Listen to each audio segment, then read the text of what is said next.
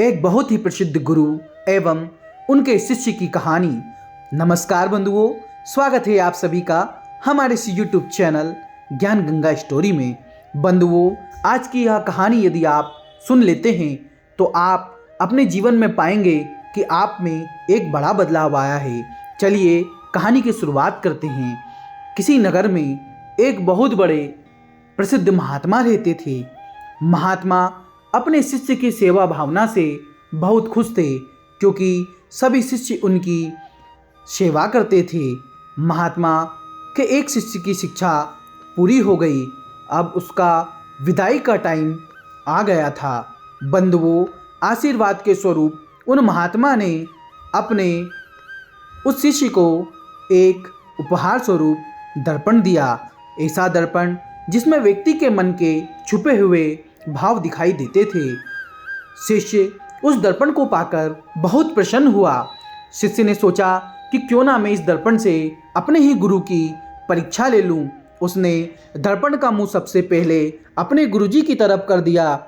शिष्य ने जैसे ही दर्पण का मुंह गुरुजी की तरफ किया, उसने देखा कि गुरुजी के मन में तो मोह, अहंकार, क्रोध आदि बुरी बातें समाई हुई है।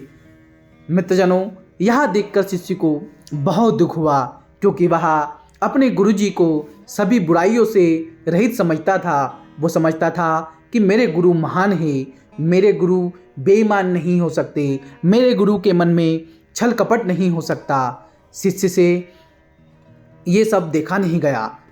फिर शिष्य वहाँ से दर्पण लेकर गुरुकुल से रवाना हुआ। उसने अपने मित्रों और परिचितों के सामने दर्पण रखकर उनकी परीक्षा ली। शिष्य को सभी के मन में कोई ना कोई बुराई दिखाई देने लगी। बंधुओं, अब वह अपने घर पहुंचा और उसने अपने माता पिता को भी दर्पण दिखाया, तो उसने देखा कि मेरे माता पिता के मन में भी कुछ बुराइयां दिखाई दे रही है। यह देखकर उसे बहुत बुरा लगा और इसके बाद वह एक बार फिर गुरुकुल पहुंचा। गुरुकुल में उस शिष्य ने अपने गुरुजी से कहा कि गुरुदेव, मैंने इस दर्पण की मदद से देखा कि सभी के मन में कुछ ना कुछ बुराई जरूर है। तब गुरुजी ने दर्पण का रुख उस शिष्य की तरफ किया और शिष्य ने जैसे ही दर्पण में देखा, उसके मन में भी अहंकार, क्रोध जैसी बुराइयां थी। गुरुजी ने शिष्य को समझाते हुए कहा कि हे बेटा, यह दर्पण मैंने तुम्हें तुम्हारी बुराइयां देखकर खुद में सुधार लाने के लिए दिया था, दूसरों की बुराइयां देखने के लिए नहीं दिया था। जितना समय तुमने दूसरों की बुराइयां देखने में लगाया है, काश कितना अच्छा होता कि उतना समय तुमने खुद को सुधारने में लगाया होता, तो अब तक तुम्हारा व्यक्तित्व पूर्ण रूप से बदल चुका होता।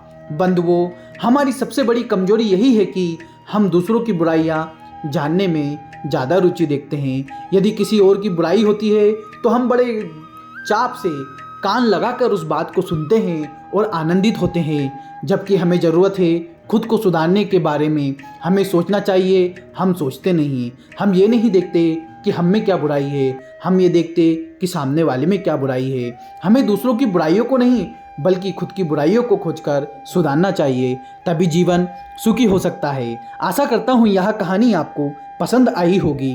कृपया कर हमारे चैनल को सब्सक्राइब, बेल आइकन बटन को दबाना और वीडियो को लाइक करना ना भूलें। मिलते हैं किसी नई कहानी में। जब तक के लिए जय श्री महाकाल। राधे राधे।